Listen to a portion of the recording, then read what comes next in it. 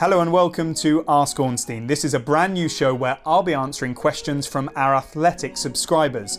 So if you want your questions answered, you know what to do. Make sure you've subscribed to The Athletic and leave your questions in the comments section of my Monday column every week. If there's no Monday column, we'll find another way. You can also take advantage of a 30-day free trial by heading over to theathletic.com/Ornstein and Chapman. You can also find that link in the description of this video. On the agenda this week, Chelsea's attacking options, potential sales at Arsenal, and the most sought after players at the relegated clubs. Right, let's get stuck into the questions, and the first comes from Owen. Have Mason Mount's performances this season made Chelsea going after Kai Havertz less likely? Seems like they basically play the same position, and Mount was great this season. Owen, I totally agree with you on Mount's progress. He's had a spectacular breakthrough season, capped with that stunning free kick against Wolves as Chelsea booked their place in the Champions League next season. And it could get even better with the FA Cup final and Champions League second leg against Bayern Munich still to come. But will his rise see Chelsea scale back their interest in Kai Havertz? In my opinion, no chance. We know that deal is already quite far advanced because Chelsea and Kai Havertz have basically already agreed personal terms. It's just now a case of Chelsea and Bayer Leverkusen trying to agree a fee. So that one's going to play out in the coming days and weeks, I'm sure. But Kai Havertz coming into Chelsea wouldn't be a major problem, in my view, because any club that's going to be competing in and for the Champions League, the Premier League, the FA Cup, the League Cup, you need options. You need to be able to rotate. You could call it an embarrassment of riches, being spoilt for choice, but Frank Lampard will believe he can blend all of these attackers. And don't forget that when you get the opportunity to sign such a highly rated, exciting young prospect as Kai Havertz, it's not an opportunity you want to let slip. And you deal with the problems afterwards. How do you fit them all in together? Well, as we said there are plenty of games. It's a new experience for Timo Werner and Hakim Ziyech as well. If Kai Havertz was to come in, everybody could be rotated in a way that could work and could help Chelsea fulfil their aims of competing for those major trophies. Again, we've seen the best teams, including Chelsea over the years, signing attackers, even when it may appear that they might not need them, to build that strength in depth. Chelsea will want to do it in other positions as well, but let's deal with one thing at a time, and if they can do it in attack, then they would be delighted. The next question comes from Arjun. He says, David, with Arsenal finishing where they have, should we Arsenal fans assume that some of our best players will be sold to fund moves? Or is this a smokescreen similar to the one deployed last season before breaking the bank for Pepe? Arjun, of course, Arsenal's finances are going to be heavily impacted by how their season finishes. We know they're not going to be playing in next season's Champions League, but they still might qualify for the Europa League if they are to win the FA Cup, and that would provide them with some more funds that would help them in the transfer market. And there's also a good chance that it would attract some players who want to be playing for a club who are competing in Europe. That said, and Mikel Arteta has made this very clear, I think Arsenal are a very attractive proposition whether they're in Europe or not, and they certainly have a vision to get back there, and that's what lots of players will buy into. They pay good salaries as well. It's an attractive club to come to in terms of its location in London. Regardless of all of this, Arsenal were looking to sell players this summer to raise funds, to improve the squad, to fulfill Mikel Arteta's sort of vision for how he wants his team to look. So we know that they'll be looking to move on some centre halves.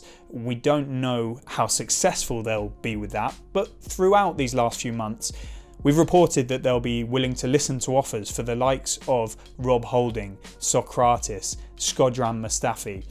They've bought in Pablo Mari on a permanent deal. They'll be looking to sign another central defender. Similar situations in midfield. They want to get rid of Matteo Guendouzi. It seems that he would like to leave as well. He has a value in the market. There are suggestions that they'd listen to offers for Lucas Torreira as well, so there could be changes there too. Mikel Arteta is also looking for a wide player, but I don't see anyone leaving. Maybe you could say if offers come in for somebody like Reiss Nelson, but we don't know the sort of fee that would generate. And then the big question is in attack. Will Pierre-Emerick Aubameyang sign a new contract? Is looking positive from what Mikel Arteta's been saying, but we don't know for sure, and that is certainly someone that could raise money if necessary, but I don't think that bridge is going to be crossed just yet.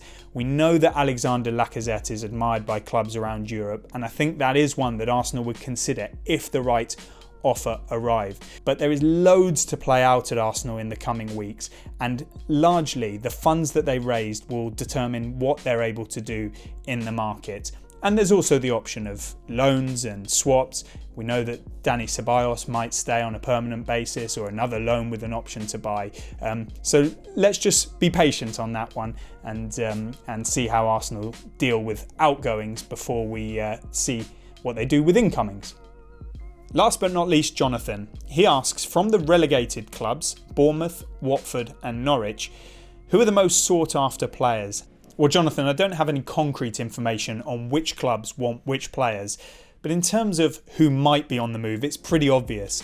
We reported in my column quite some time ago that Todd Cantwell was attracting strong interest. At that moment in time, the leading contenders were Liverpool, Manchester City, Tottenham, Manchester United had also sort of expressed their admiration for him. We don't know the current situation, but he's one who so many clubs will be looking at. You look across the team as well, the likes of Max Aarons, Ben Godfrey, Jamal Lewis. If Norwich wanted to, they'll be able to raise a lot of money. But don't forget what Stuart Webber, their sporting director, said on the Ornstein and Chapman podcast recently. He cautioned against some of those players pursuing moves and thinking the grass is greener on the other side. Some of them may decide they want to get back up to the Premier League with Norwich.